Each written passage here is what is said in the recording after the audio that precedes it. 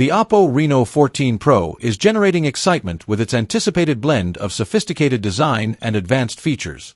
Recent leaks suggest the device will feature a flat OLED display with a 120Hz refresh rate, delivering smooth and vibrant visuals.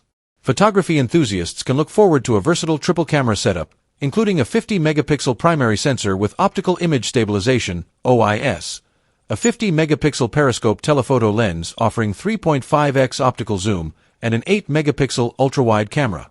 Under the hood, the Reno 14 Pro is expected to be powered by the MediaTek Dimensity 9300 Plus chipset, paired with 12 GB of RAM and 256 GB of internal storage, ensuring robust performance and ample space for apps and media.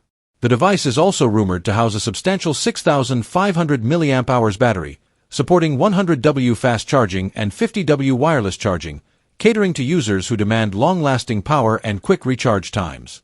Additionally, the inclusion of a customizable Magic Cube button, similar to Apple's Action button, may offer enhanced user convenience.